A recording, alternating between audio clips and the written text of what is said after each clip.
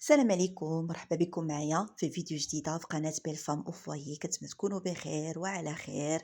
اليوم الكوزينة.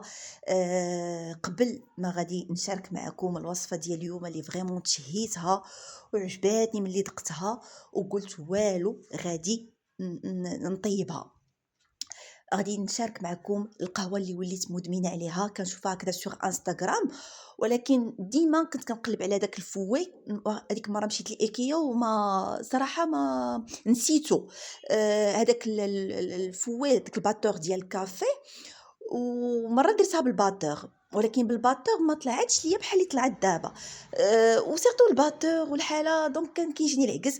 عرفتو فريمون دابا هي بالقرعه خاويه ديال قرعه ديال الزاج تكون عندكم خاويه. انا خديت ديال المايونيز، غديروا فيها شويه ديال الماء، شويه ديال القهوه وشويه ديال السنيده حسب الذوق. انا درت معلقه وشويه صافي، وكتحركوها لو طون اللي كتحركوها فيه. هذيك القرعه راه فريمون كتخلط مزيان.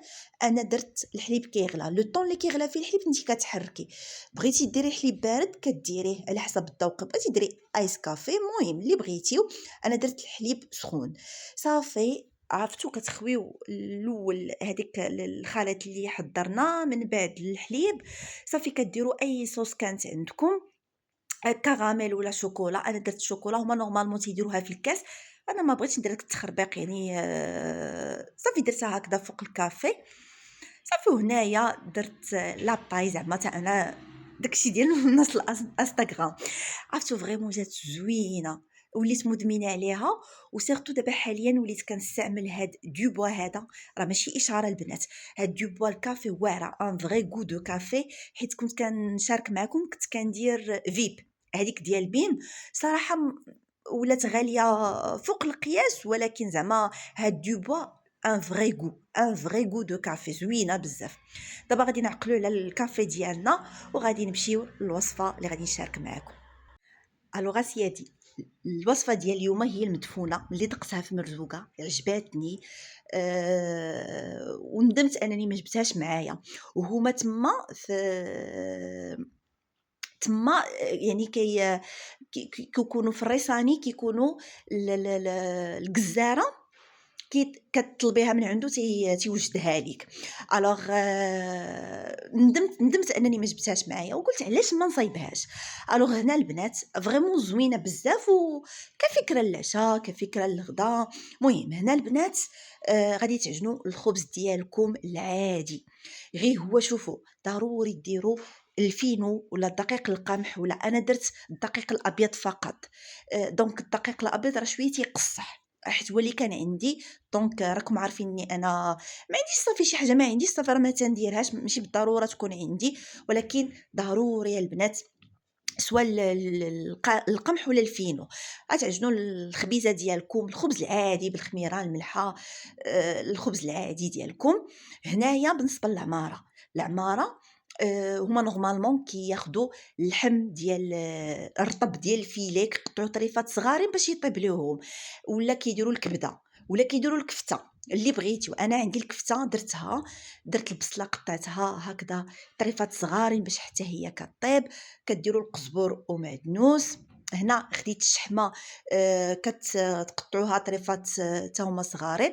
تقدروا تميلونجيو، الا كانت عندكم الكبده والفيلي كتقطعوا طريفات صغار. دابا غادي نديروا لي زيبيس. بالنسبه لي زيبيس غادي ديروا الملحه، لي بزار درت هنا شويه لان البزار عندي انا حار بزاف، سكينجبير، الكمون، الفلفل الاحمر ولا التحميره، ودرت شويه ديال راس الحانوت. ماشي كلشي كيدير راس الحانوت، ولكن انايا درتو.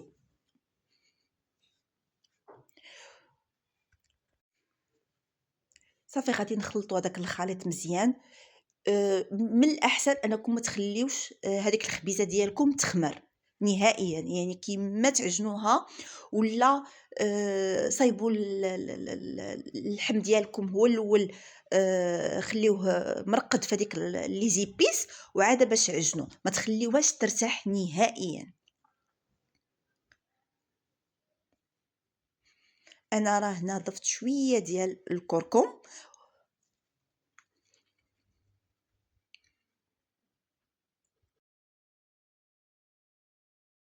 صافي غادي ناخدو العجينة غادي نقسموها على جوج صافي، وغادي هنا خديت الورق الطبخ باش لو بابي كويسون باش غادي يعاوني نبقى نهزها. صافي هنا هما تيقرصوها غير بيديهم كيما قلت لكم. هنا ضروري العجينه تكون بالفينو وتقرصوا بالفينو ولا القمح. درت لو بابي كويسون كيما قلت لكم باش غادي يعاوني.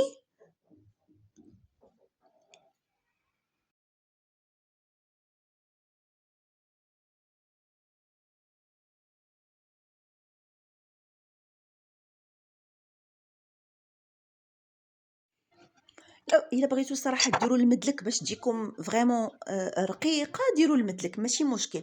يعني ماشي ما جانيش فرق بين المدلك وبين يعني يديكم. صافي هنايا كديروا داك الخليط اللي درنا كيما كتشوفوا انا كنضغط باش ما تجينيش تبقى غليظه.